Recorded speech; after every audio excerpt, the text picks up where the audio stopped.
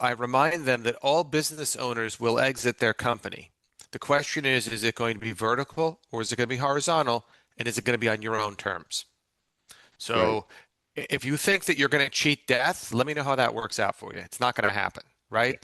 And I would rather be deal ready so that before one of the five Ds comes up, I got a plan and I'm ready to go.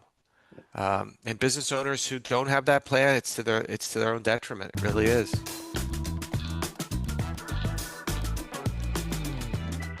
This is John Martinka in the Getting the Deal Done podcast. And this is an episode I've been looking forward to. Mark Hartman is in this really the same business I'm in. He's an M&A advisor. He's on the East Coast. I'm on the West Coast.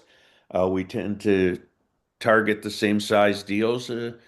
And we're just going to have a discussion about M&A and what's going on and tips to help buyers and sellers. So, Mark, welcome. Thanks, Sean. Thanks for having me. I've been Yeah. looking forward to this as well. Yeah. So I'm going to ask you to tell us a little bit of how you got to where you are now, and then we'll get into talking buy sell deals. So how'd you end up as an M&A advisor? What was your journey?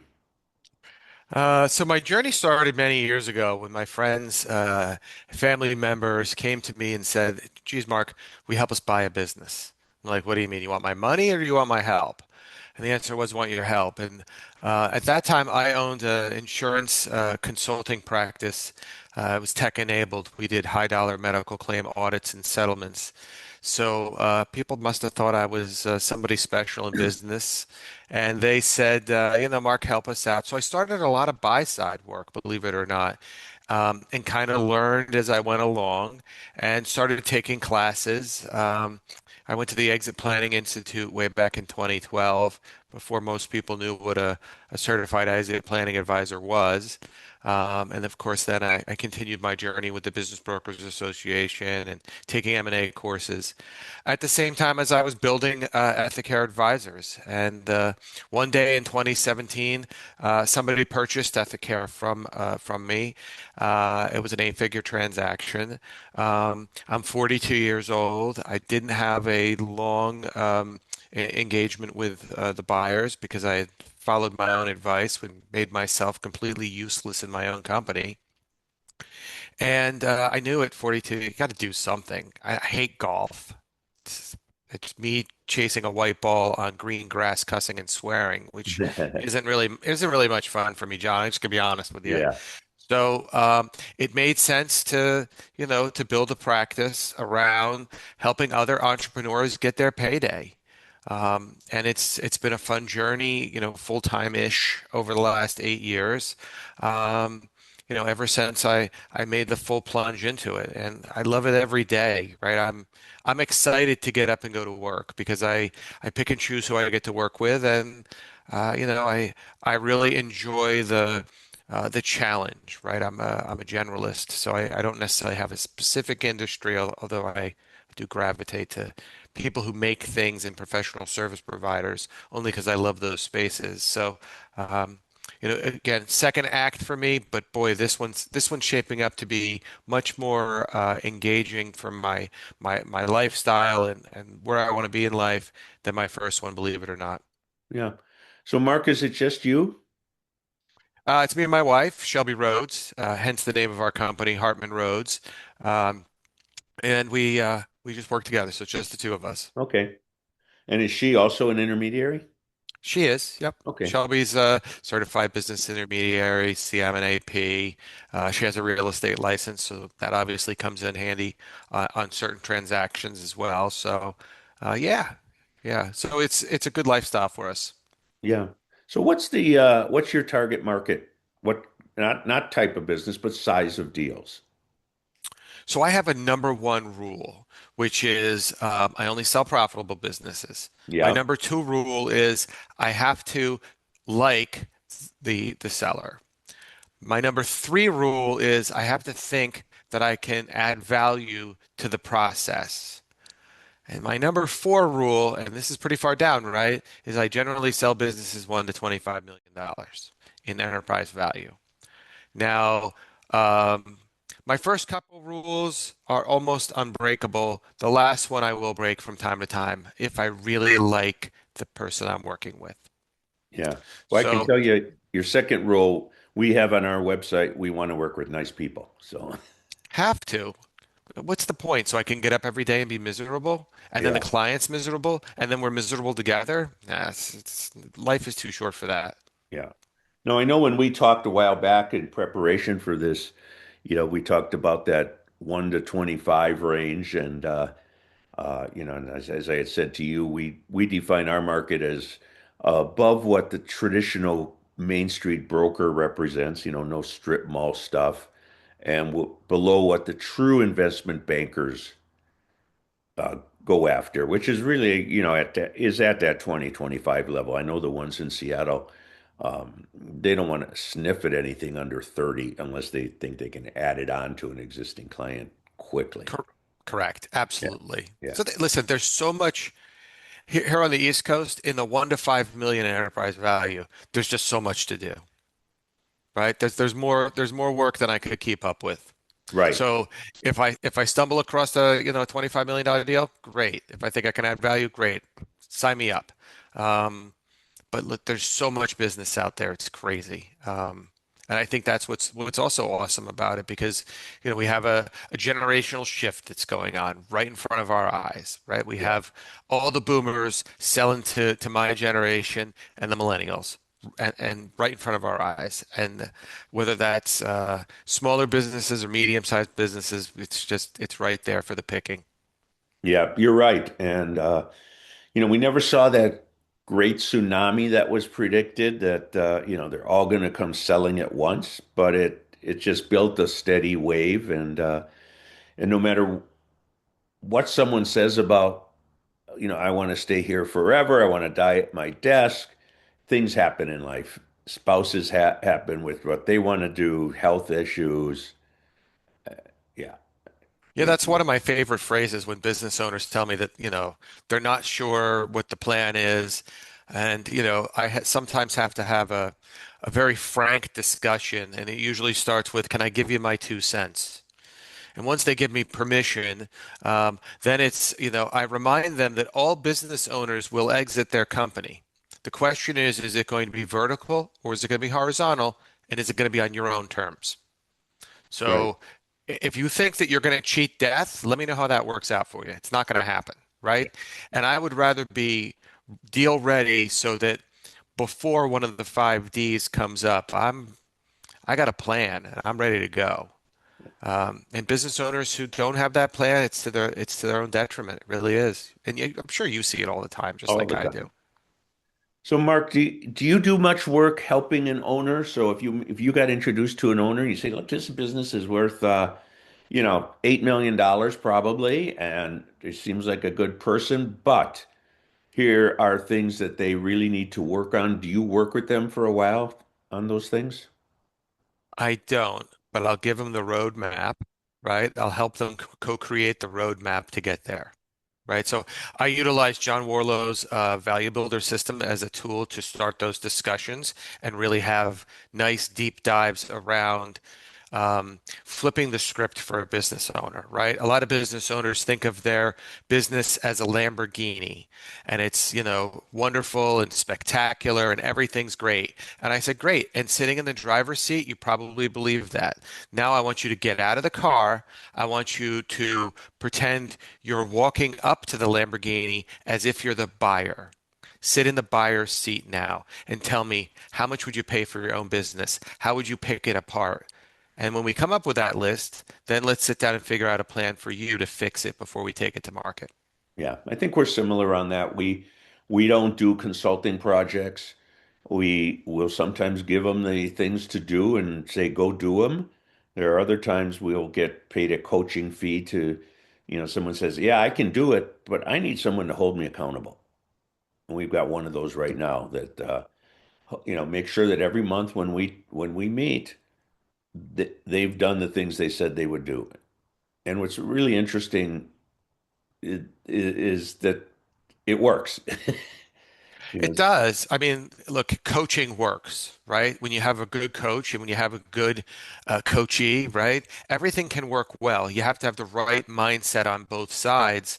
You have to make promises as the person being coached, and as the coach has to hold that person accountable, right? And right. sometimes there's a little honest labeling and a little tough love that has to be deployed by the coach, and the coachee has to accept that, right? You made a promise you were going to get A, B, and C done by this date. If you didn't, well, why not? What's going on here? And yeah, I would do those things, John, under the right circumstances. I just haven't had those necessarily present themselves to me. Um, and really, I love structuring and negotiating the deal. Yeah. After spending, 15 years building a company that, negotiated high dollar medical claims and audited them, taking a $10 million medical claim and dropping it to $7 or $8 million, to help an insurance company. I miss that, right? And how I get that fix of negotiating is, getting in the weeds on these deals. Yeah. That's it. Yeah, that's your obviously your skill and your passion is part of it. So when you meet owners, what are the top few things they should be doing that they're not that would increase value fairly quickly? Uh, so the first thing is stop lying to yourself and me about the condition of your books. They're a Okay. mess. And I don't care who the business owner is. I don't care if it's a $500,000 company, 5 million, 10 million. Inevitably, there's some problems, right? And it really depends on the degree, right? It could be 5% problems. It could be 95%, right? So have an honest discussion with yourself about the condition of your books. If you were going to be a buyer, what would you want to see in those books and get that fixed? And that could take some time, as you know, right? So the finances, clean them up, get them cleaned up now. The next thing I talk about, and this could be done quickly or it could take some time, is the de-risk, right? So I want you to de-risk the vendor relationships. I want you to de-risk the customer relationships. I want you to de-risk employees and de-risk yourself. And that'll clean up a lot of the mess within a company so that when a buyer looks at a business, they're not picking it apart. They're not going, geez, you have, you know, huge customer concentration revolving around one salesperson, and your product you sell that person comes from one single source supplier, right? Eliminate all of that immediately. Yeah. Uh, and those two things there, while it took me 30 seconds to say them, could be an enormous amount of work, or it could be a little bit. It really depends on the company. And you've probably seen both just like me and everything in between. And your last one of those four, uh, de-risk the owner, really it comes down to like what you said about your business, you had made yourself useless. Mhm. Owner dependency is a big factor. That's what any good, serious buyer asks about. What does the owner do? And can I do that? Yeah, I talk about this in my book, right? I call it the kidnap test. I have a very frank discussion with business owners, right? It starts like this. Hey, John, if I was to kidnap you for the rest of the day, what would happen to your business? You'd say nothing, probably. How about if I kidnap you for the rest of, the month? That's 8 days. Maybe, maybe there'd be a little friction. How about if I kidnap you for 3 weeks? Anything? You're going to tell me the truth, right? How about a month? How about 2 months? And this starts to open up and illustrate exactly what would need to be done if the business owner was to be taken out, God forbid, by a disability situation, right? Yeah, And business buyers, they sniff this out pretty quick, right? And they price the business accordingly. that's right. We have a client right now, and even though the two owners work part-time, maybe about 60% or so, they just hired a company president so they could work less. And buyers like to hear that. Absolutely. Absolutely. For the most part, most of the people I work with are selling their business to retire. Yeah. I'm not selling businesses generally speaking where uh, it's somebody who's 45 who's selling to a company and then they're going to go work there for the next, 5, 7, 10 years, whatever. That's not my market. My market generally is the seller who says, I'm 60 something and it's time for me to, sail off into the sunset. I've taken the business as far as I can. I want to spend more time, travel, grandkids. Maybe it's that golf thing. Who knows? Um, so my market is really surrounded around that. Yeah. Well, I think that's where most businesses, the people selling are doing, whether it's right away or, they're going to stay on for 1 year, 2 years or whatever. And depending on the complexity of the business and what they've been responsible for. Uh, yeah. And of course, if you get into a little larger deals, a lot of times they want the seller and the team to stay on. You get into rollover equity and Yep. things like that. Yeah, for sure. And that does happen, right?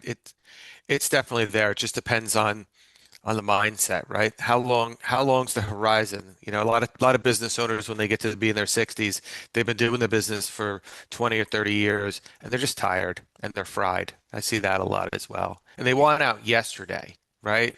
So all the things we talked about de-risking and cleaning up the books, um, they don't necessarily want to put the time or investment and they're willing to take less for the business. And that's a shame because they're leaving money on the table.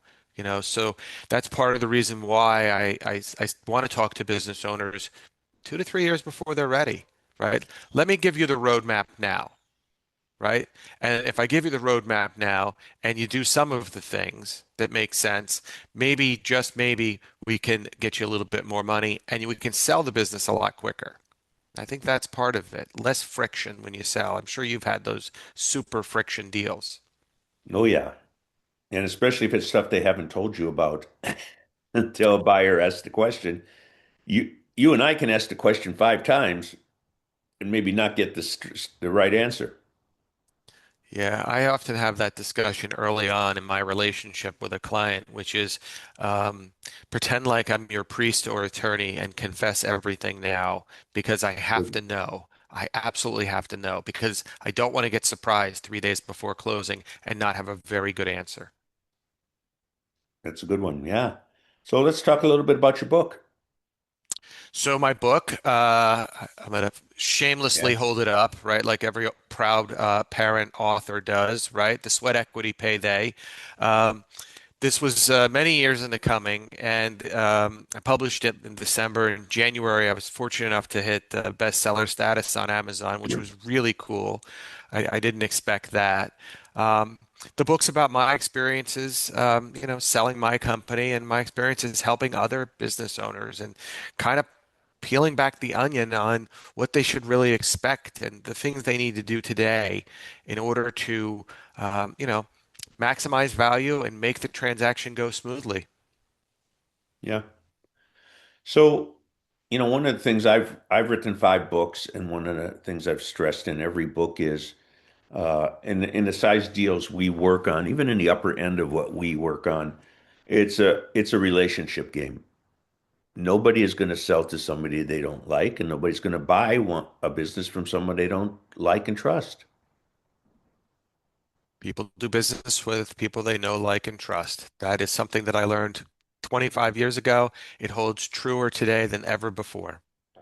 Yeah, especially with 100%. all the technology out there, uh, the relationship you're right, it has risen even higher. It has. And it's interesting because it's tougher and tougher to have face-to-face meetings where people, press the flesh, right? Shake hands, break bread. It's not done as much as it was 25 years ago, right? We've seen a steady decline. I think some of that's just a generational change. But I kind of want to go back to the old school ways, right? Take the client out to lunch in the beginning, start the relationship that way. I closed a deal earlier this month. I never met the seller in person. Just didn't happen. Yeah. Bizarre situation, right? There was an estate, this, that, and the other thing. But if you would have told me that 5 years ago, I would have laughed. that you're going to close a deal. This is a multi-million dollar enterprise value transaction. I'd never met the seller. It's a Yeah. different world we live in.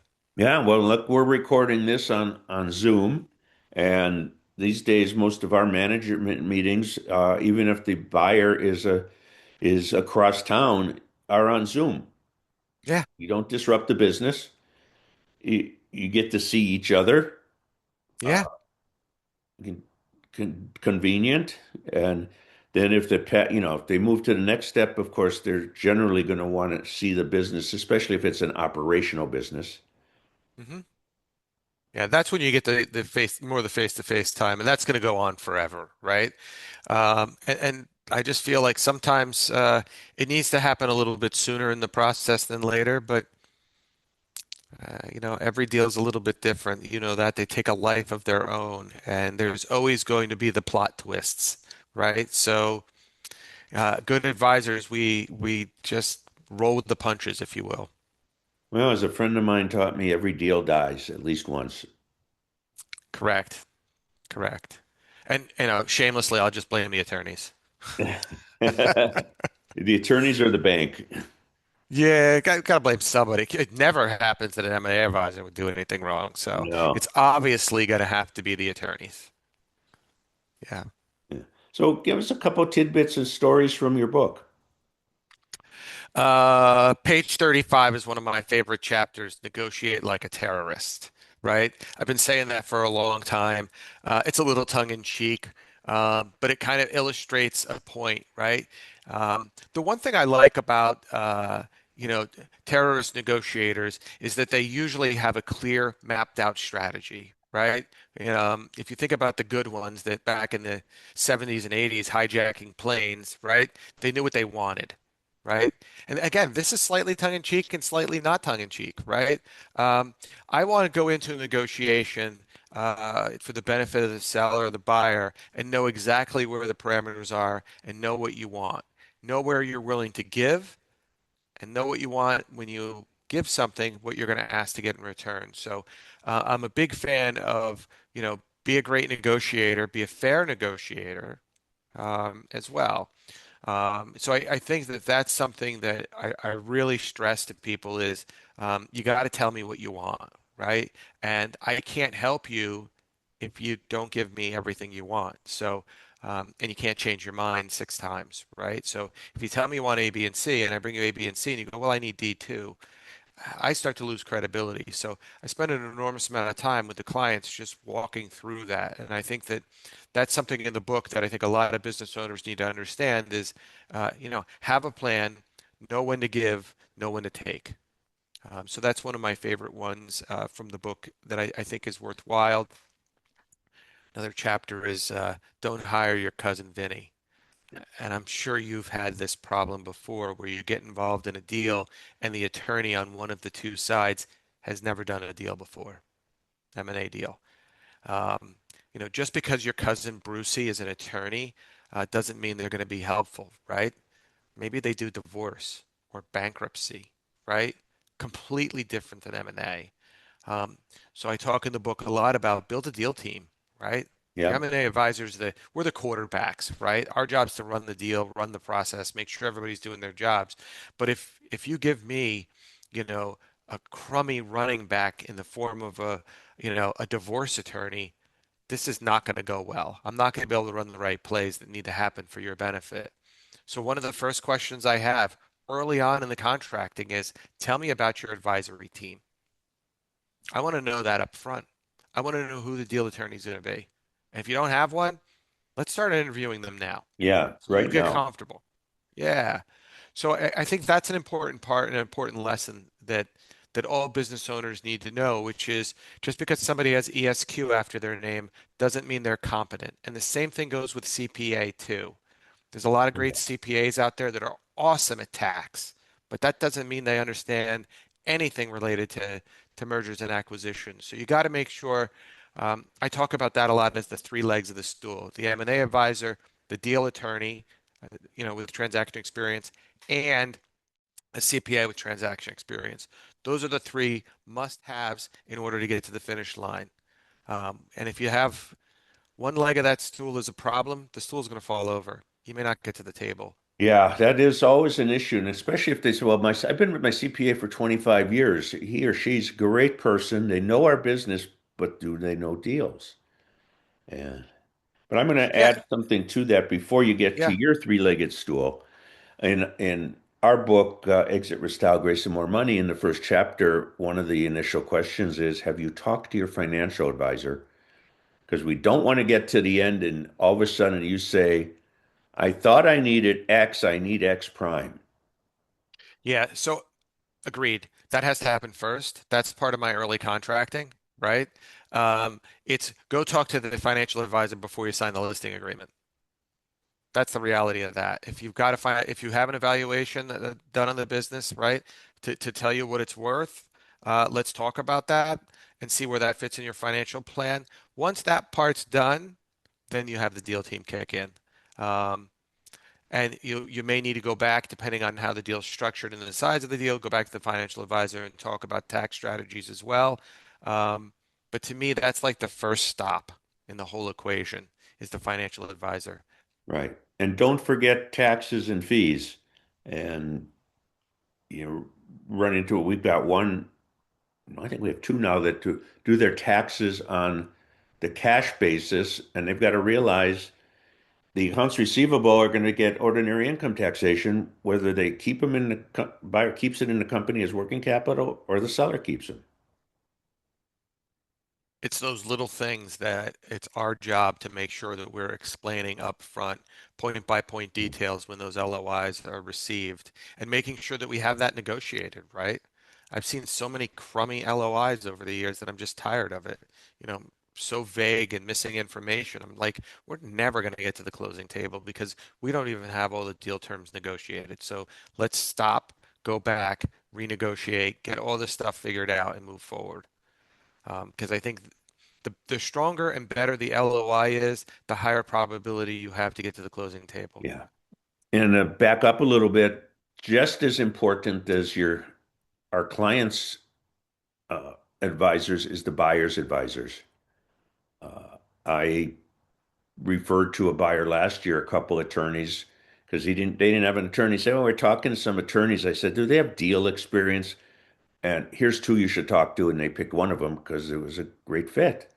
And I would sooner have a great attorney on the other side that knows deals than, I had a buyer's attorney earlier this year who was an ambulance chaser. Drove the fees up probably 50%. yeah. Oh, I Drove know me some law nuts. firms not to refer to because they're just in it to how many hours can they put in. Correct. Yeah. So, Mark, when we talked a while back, one of the things I wrote down in my notes was be a good human. I am my brother's keeper, right? I think that's the volunteerism and charitable works is the rent we pay for the privilege to live with the rest of the humans on this planet. So my wife and I are active in giving back to our local communities. There any kind of giving back you'd like to mention? Yeah, so we support a camp here in New Jersey called Camp Najeta. It's a camp for kids with type 1 diabetes. There's only like 20 of these camps in the country. So it's certainly one that's close to my wife and I's heart. I'm a type 2 diabetic. But these type 1 kids, some of them are just getting diagnosed, and it's great for them to be there in the summertime and be with, their peers and learn how to better manage, their condition. So we really love that camp and all the good things that they do for the diabetes community.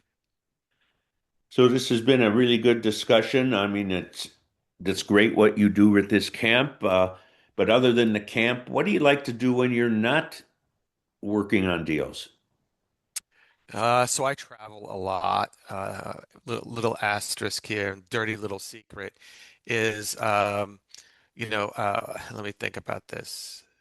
January 5th through May 3rd, I spent 46 days on cruise ships. Wow. Wow.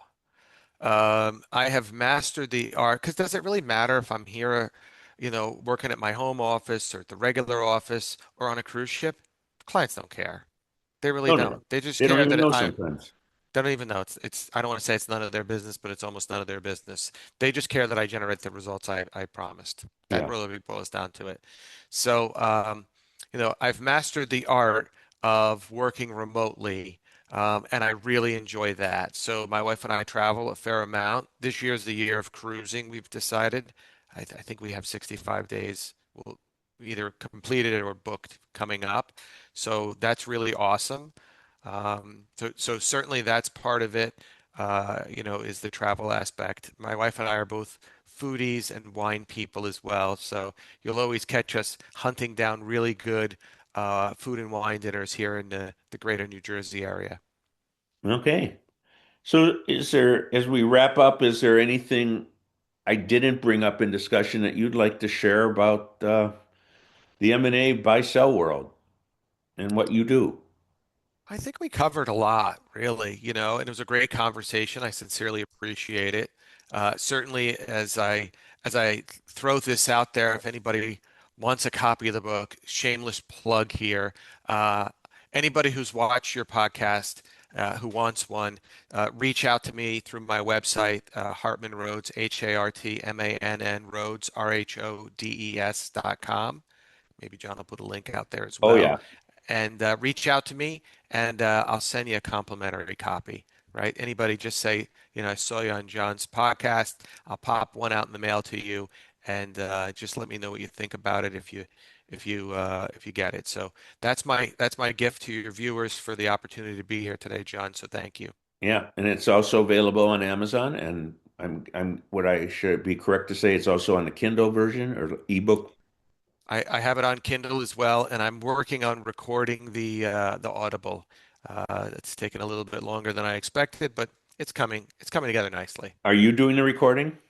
I'm doing the recording myself. I wanted to use AI, and the editor said to me, "No, no, we don't do that. You should do it yourself." Right? The book sounds like you, Mark, because it's you. So let people hear you speak. And I'm like, really? People want to hear my New Jersey? And the editor kind of laughed. He said, "Yeah, that's how we're gonna do it." So I've been recording one chapter at a time, and it's not something you can actually do on a cruise ship. You got to have the right Yeah. sound controlled environment. So. I should be done in another couple weeks. That'll be out there as well. Yeah, I had my book, Exit Risk, Style, Grace, and More Money done on an Audible. Um, the company where I have these podcasts produced, uh, they threw it in. They said, if you sign up with us, we'll do an audio book. And the guy has done a couple hundred audiobooks for people. And that was rather it was very painless. All of a sudden, it was done. Oh, that's great. I I probably should have done that in hindsight. It would have been done a long time ago. But now you're going to get to hear my voice for those that listen to audiobooks. Yeah. Well, Mark, it's a great discussion. Uh, And again, it's hartmanroads.com. It'll be in the show notes. And, uh, and with contact information if people want to reach out to you uh, or to get your book. Thanks, John. Really appreciate it. Enjoyed the conversation. I did too. All the best. Same to you.